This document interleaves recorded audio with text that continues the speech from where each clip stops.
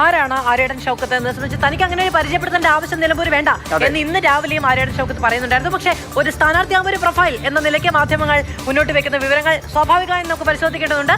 ആര്യടൻ ഷൗക്കത്ത് ആര്യാടന്റെ ബാപ്പുട്ടി എന്നാണ് തീർച്ചയായും ആര്യാടൻ ഷൗക്കത്തിനെ സ്നേഹത്തോടെ ആര്യാടൻ വിളിച്ചിരുന്നത്.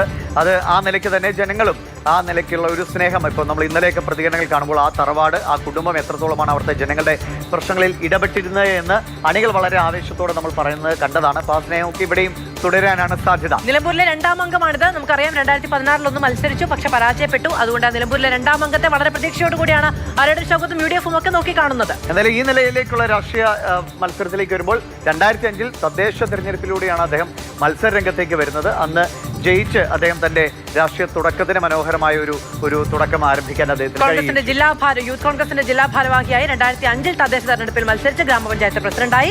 നിലമ്പൂർ മോഡൽ എന്ന് പറയുന്ന ഒരു കാര്യം അദ്ദേഹം മുന്നോട്ട് വെച്ചു. അതായത് നിലമ്പൂരിനെ ലേണിംഗ് സിറ്റി ആക്കി ഏറ്റവും വിദ്യാഭ്യാസ രംഗത്തടക്കം ഏറ്റവും മികച്ച നിലയിലേക്ക് നിലമ്പൂരിനെ മുന്നോട്ട് കൊണ്ടുപോകാൻ കഴിഞ്ഞ പ്രവർത്തനങ്ങൾക്ക് ചുക്കാൻ പിടിച്ചത് ആര്യടൻ ഷൗക്കത്തായിരുന്നു എന്നത് ഇപ്പോഴും അദ്ദേഹത്തിന് ജനങ്ങൾക്കിടയിലുള്ള ഒരു കാഴ്ചപ്പാട് മുന്നോട്ട് വെക്കാൻ തനിക്ക് സാധിക്കുമെന്നത് പ്രഖ്യാപിക്കുകയായിരുന്നു അദ്ദേഹം. ബാലസൗഹൃദ നഗരമാക്കി, വിശപ്പുരഹിത ഗ്രാമമാക്കി നിലമ്പൂരിനെ മാറ്റുക എന്നതാണ് അദ്ദേഹം മുന്നോട്ട് വെച്ച കാഴ്ചപ്പാട്. പക്ഷെ അത്രയും രാഷ്ട്രീയ നേട്ടങ്ങൾ അല്ലെങ്കിൽ വികസന നേട്ടങ്ങളായി മുന്നോട്ട് പോകുമ്പോൾ 2016 നിയമസഭാ തെരഞ്ഞെടുപ്പിലേക്ക് അദ്ദേഹം മത്സരിച്ചെങ്കിലും ആ ചെയ്ത കാര്യങ്ങൾ അദ്ദേഹത്തിന് അവിടെ തുണയായില്ല എന്നതാണ്.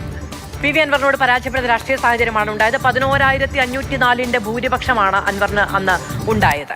ഇതിനൊപ്പം തന്നെ നമ്മൾ രാഷ്ട്രീയ രംഗത്ത് മാത്രമല്ല ആര്യടൻ ഷൗക്കത്തിനെ കാണുന്നത്. എനിക്കൊന്ന് പ്രേക്ഷകർക്കും അറിയാവുന്നതാണ്, കലാരംഗത്ത് സിനിമാ രംഗത്തൊക്കെ വളരെ സജീവമായി നിൽക്കുന്ന ഒരു വ്യക്തിത്വമാണ്. സിനിമാ നിർമ്മാതാവ് എന്ന നിലയിൽ അദ്ദേഹം വളരെ പ്രധാനപ്പെട്ട ഒരു പങ്കുവയ്ക്കുന്നതാണ് മലയാള സിനിമയിൽ. അത് മാത്രമല്ല തിരക്കഥാകൃത്താണ്, ചെറുകഥാകൃത്താണ്, അങ്ങനെ പലതരത്തിൽ അദ്ദേഹം കലയുടെ പല ഭാഗങ്ങളിലും കൈവച്ചിട്ടുണ്ട്. മറ്റൊന്ന് രാഷ്ട്രീയ ഭേദമന്യേയുള്ള സൗഹൃദങ്ങളാണ് ആര്യടൻ ഷൗക്കത്തിന്. ഇടത് സൗഹൃദ വലയമുണ്ട്, കോൺഗ്രസിനുള്ളിൽ വലിയ സൗഹൃദ വലയമുണ്ട്. നാട്ടിൽ പൗരപ്രമാണികൾക്കിടയിൽ നിലമ്പൂരിന്റെ രാഷ്ട്രീയ സാംസ്കാരിക പരിതസ്ഥിതിയിൽ ആകെ പടർന്നു കിടക്കുന്ന ഒരു വ്യക്തിത്വം എന്ന നിലയ്ക്കാണ് ഷൗക്കത്തിനെ UDF അവതരിപ്പിക്കുന്നത്.